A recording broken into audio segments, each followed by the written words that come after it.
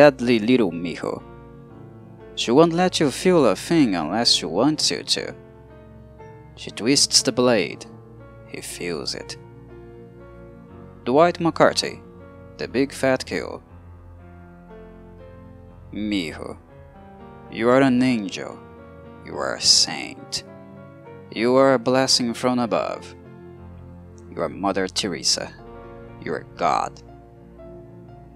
Dwight McCarty, the big fat kill. Hello my dears, I am the Raven who speaks to you. Today I approach a badass female character. This is Miho, a mute assassin of Japanese descent who works in the gothic and hopeless Sin City. Sin City is the title of Frank Miller's comics, which have a style that is very much supported by the noir genre. A common knowledge says that in the smallest bottles are the best perfumes. And it fits Miho like a glove. Sin City is chaotic, gripped by corruption and violence. The fact that Frank Miller drew the series in black and white only amplifies the feeling that Sin City is a green place to live. The feeling is that we are always in a nocturnal environment, but that shows not only coldness, distrust, and uncertainty, but also the emotions of the characters that inhabit this universe. As they are immersed in this corrupted and always dark world, Sin City is also in a certain dimension a depressive comic book, which recounts dark times in its narrative. The dirty schemes of the streets are constant. There is no security other than what someone is able to achieve with their own hands. The powerful oppress and manipulate. In Sin City, it is always necessary to know who, where, and what to talk to. There is never really a real sense of security. It's a city that, in the open exposure of its cultural siwa, never sleeps, and obliges those who manage to survive or have some kind of perspective to always sleep with one eye open. Miho in this environment is a small bottle of perfume with a different fragrance. In the land of thugs, gangsters armed to the teeth, traitors, snitches, manipulators, and people who like to hear their own voice, she is a tiny Asian, always quiet, never uttering a sound.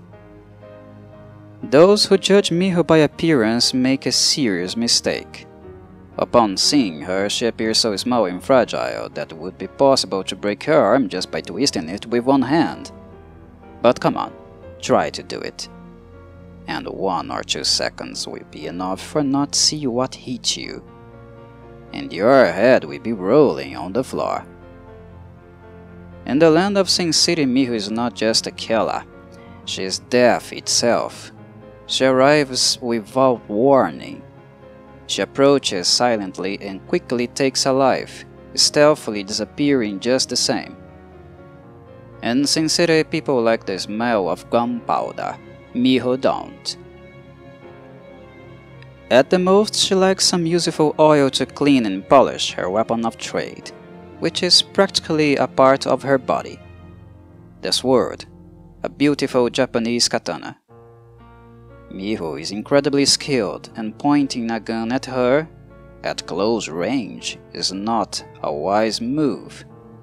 The aggressor will lose both hands and throat in 2 quick moves, and the only sound he will hear will not come from her, but from himself, from choking on his own blood before the life leaves the body completely. Miho, with a few exceptions when someone pisses her off, for example, is normally discreet and has an inert face. Her external fragility belies a formidable warrior, which makes her perhaps Sin City's most lethal character. She doesn't talk or want to be in any spotlight. Miho is quite introverted, as we can notice in her body language. The most interesting thing about reading Sin City is that we see a bunch of self-centered characters competing to know who has the biggest navel, while what really leaves us mesmerized is a character like Miho, who we are trying to look for, find in the shadows. It is the quest to see precisely those who do not want to be seen, someone who is indifferent even to us readers. She is a recurring character in Sin City, but not much. That's because she doesn't usually leave a stone unturned when she's around, and of course, in addition to being feared, Miho is certainly hated and has several guys in town who would be very interested in having her head on a platter. Miho is explosive. She doesn't accept challenges, especially when people make fun of her looks and make xenophobic jokes about her ethnicity. Due to her short temper, it's not uncommon for Miho to gouge people who would be better off eliminating more quietly in the world of Sin City, without giving too much away about who did the job. Like I said, Miho tends to be low-key until she loses her temper. Then she turns into a reaper of life, and when she finishes the work, she dwindles again, back into the shadows. The point is that her weapon of choice and the way she exterminates her enemies is very characteristic. It has her DNA. It is a matter of just contemplate a crime scene and we already find Miho's trademark in the corpses she left behind. Even though she is not one of the most central characters in the series, the times Miho appeared was either interceding for someone, as she did with Dwight McCarthy, or when she was in trouble, having to look around knowing where to step. Miho is commonly called Dead Little Miho by Dwight McCarthy, and there isn't a more assertive title for her. It is simple, small, but says it all. But where does she fit into the world of Sin Cities? I think that clarifying this issue is at the same time also clarifying the other characteristics and moral codes of the character. What she does is proportionately related to who she is and where she lives in Sin City. To talk about Miho, we need to talk about the region where she works and the people she lives with. We need to talk about the Old Town. The Old Town is without a doubt an energetic response from the feminine. This is an area of Sin City known mainly for prostitution, but here it is the girls who do the talking. No pimps beating and extorting women or filling their bodies with drugs to make them even more dependent on them. Gale is the person that we can really identify as being the leader of Old Town, and along with Miho, they are the ones who control the whole damn thing. We see in them women who do not allow themselves to be dominated, or rather, do not tolerate something like that. They refuse to be subservient, victims of physical and moral abuse. They took over the sexual entertainment business themselves, but by their own rules and without any male influence in management. Wendy, Goldie, and Gale are representatives with whom Miho has a direct relationship, although she doesn't like to get involved. With the administrative part, she works only in security. These girls made the Old Town a place not only for business, but one that needed to establish a policy and rules of conduct that would help them protect themselves. And if anyone wants to have fun in the region, they won't just have to pay, but walk in the line and obey the girls' rules. If anyone enters the old town without permission, they will know Miho's katana. If you don't pay for services, Miho will make you pay, with money or with your life. Hitting any of the girls will cause Miho to make the person beg for a quick and painless death. The old town girls are no joke. They carry guns and have basic self-defense skills. And Miho, shall we say, is the ultimate symbol of their protection.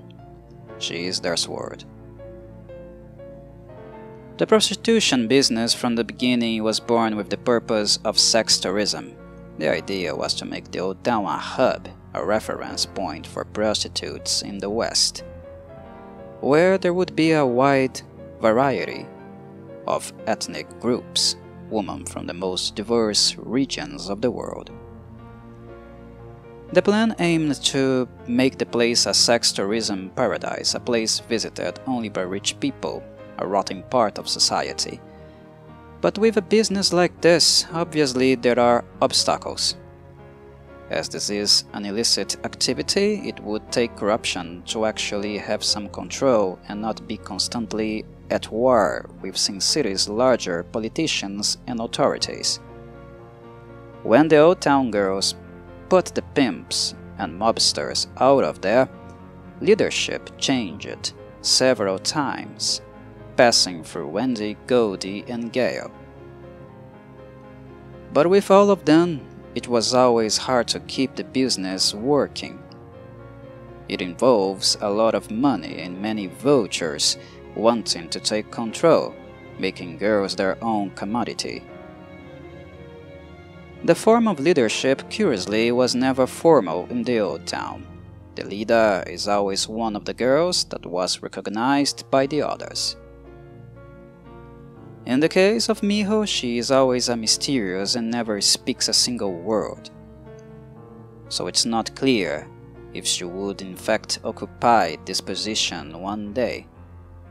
Although we can think that the absence of speech is a difficulty for Miho, for example, to get involved with the constant negotiations and bribes to keep the business going, Miho apparently does not show interest in governing. Just to protect the girls. Messed with one, messed with all. There will be retribution. The girls' great achievement was precisely to get rid of male dominance in their territory, and Miho seems to despise everything related to the Sin City's mafia, former and current threat to the old town in their own management model. A lot of blood was shed due to the urban war fought between the girls and the mafia, until they managed to stabilize due to an agreement with the Sin City's police. The deal basically is that the girls would provide free entertainment for the police, ensure that no police officers would be killed in the old town, and in return they would be able to do anything against their opponents and create local laws that favor themselves. The law of the old town became the law of the girls, an advantageous deal in the view of most of them. But Miho isn't the type to take shit from anyone. She is not subservient, and at one point in the narrative was harassed by a bunch of drunks in the old town. Ended up killing them all, not knowing that one of them was a policeman. This incident almost took the whole deal down the drain. The important thing here is to make it clear that this little girl hates any kind of domination over her, and unlike many girls who are apparently satisfied with the terms of the agreements, Miho never seems to have this satisfaction. She doesn't intentionally break these conditions, but at the same time demonstrates that if she needs to fight back some shit that's thrown at her, she will sting without pity. It is a recurring thing in Sin City that there's always someone above you who makes you play by certain rules, And Miho is a character in this universe who clearly, even though she doesn't speak and always keeps the same face as always, facially she's not very expressive, demonstrates that she has tremendous anger about it. The person that Miho has a real friendship is Dwight McCarthy because he had saved her from a gang attack. She would surely die without his help. After that, whenever Miho finds out that Dwight is in trouble, she abandons everything she's doing, whatever it is, to go help him, leaving several katana blows and a carpet of blood along the way. This is something reciprocal and recurring in the series. Dwight saves Miho, who then saves Dwight. It's not something that happens just once. What Miho makes clear is that she has a very strong moral code. Gratitude is a value that we can clearly see in her. However, little to nothing is known about Miho's past, and the fact that she's mute is perhaps indicative of trauma or abuse suffered. This is left in suspense, since revealing her origins is also breaking out the mystique that accompanies the character. But what is clearly evident is the deep hatred that Miho feels for men. She doesn't like to be approached or touched by men. Miho responds in the most aggressive way to any misogynistic joke made with her. Mercilessly. Dwight is the only male character in Sin City that Miho really tolerates and seemingly acts as if she owes him a lifetime debt, even though he never demands any kind of repayment. It makes me think. Maybe Dwight was the only male figure in Miho's life who really did something worthy for her. And she seems to attach a lot of weight to that. That said, Miho's hatred is gigantic with male figures. Dwight is really the only exception. As she does not allow herself to be touched, her activity and existence in the old town, a place of red light, would need to be justified in another way. And what justifies her existence among the girls is precisely the fact that she has become a ruthless, exemplary killer.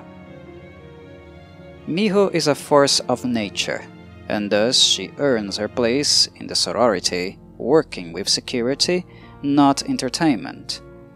The Old Town girls have complete respect, trust, and admiration for Miho. As seen in the countless times she has demonstrated that would be capable of anything to protect them. In the Old Town, Miho is a symbol of strength. For outsiders, those who are not part of the group, Miho is a symbol of death. Anyone looking for entertainment in the Old Town is naturally conditioned to know that Miho is watching, even if we can't see her. In a brief commentary, Sin City's creator Frank Miller said that Miho and Kevin are characters he created with very similar elements. The constant silence of both is their most notorious feature, as well as their efficiency in killing. Frank Miller imagined them as demons, but with a different moral compass. While Kevin is the evil, sadistic, and complete psychopath, Miho is the good demon, capable of torturing and slaughtering, but only in retaliation for the threats made to her sorority, the Old Town girls. There is no negotiation and diplomacy with Miho. Eye for an eye, tooth for a tooth, but with a huge dose of resentment which makes her not pay exactly in the same coin. A minor offense done to Miho is enough for her to ship you, finally shopped, to the cemetery. But other than that, if not assaulted or threatened, Miho is quiet, and silent. It's like she doesn't even exist. The character also does indeed carry a ghostly aura. Kevin feels pleasure in causing pain to others. He lives by it. Miho does it in order to appease the great hatred she feels due to threats and aggressions, recent or a certainly violent past that marked her a lot. This is who deadly little Miho are. Written not to be the most notorious persona in Sin City's universe, but one that can, unintentionally, steal the spotlight. Corvid greetings.